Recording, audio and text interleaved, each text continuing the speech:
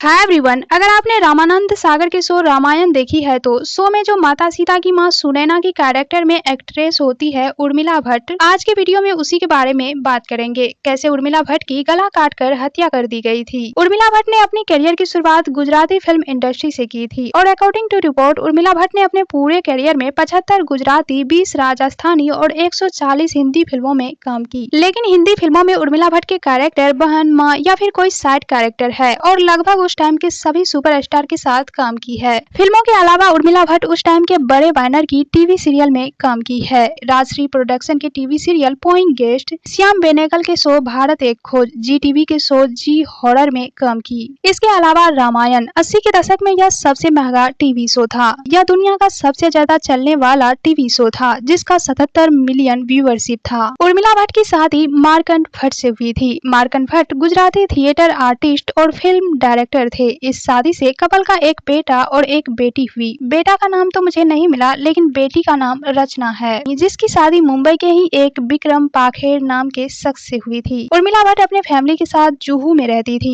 Family heavy और complete थी। According to media report 21 फरवरी 1997 को उर्मिला भट्ट और उनके हस्बैंड घर पर थे, लेकिन किसी जरूरी काम से उनके हस्बैंड को मुंबई से बड़ोदरा जाना पड़ा और अदर फैमिली मेंबर ट्रिप पर गए थे। उर्मिला भट्ट घर पर अकेली थी। 22 फरवरी को जब सुबह मेड उनके घर पहुंची तो काफी देर तक बेल बजाने पर कोई रिस्पॉन्ड नहीं मिला, लेकिन शाम में जब उनकी डॉटर उनसे मिलने पहुंची तो दरवाजा नहीं खोलने पर उन्होंने दरवाजा तुड़वा दिया और जब उर्मिला भट्ट के पास पहुंची तो उन्होंने देखा उर्मिला भट्ट की रस्सियों से बंधी सब फर्श पर पड़ी थी। हर तरफ ब्लड ही ब्लड था और जब नजदीक जाकर देखी तो उनके माउथ में कपड़ा ठूसा गया था और उनके गला काट दिया गया था। उर्मिला भट्ट के पोस्टमार्टम रिपोर्ट के अकॉर्डिंग उनके साथ बुरी तरह से मारपीट हुई थी। इस हत्याकांड के जांच के लिए Mumbai police special investigation team बनाया था, लेकिन इस हत्याकांड को पूरी तरह से सुलझाने में नाकाम रहा। अलग अलग थ्योरियां दी गई, जिनमें एक थ्योरी ये थी कि कुछ लुटेरे लूटपाट करने के लिए उर्मिला भट्ट के घर घुसे थे। लुटेरों ने सबसे पहले उर्मिला भट्ट की हाथ पैर बांधे और फिर उनके घर के कुछ एक्सपेंसिव सामान लूटे, लेकिन बाद में पकड़े जाने के डर से उन्होंने जाते टाइम उर्मिला भट्ट को मार दिया।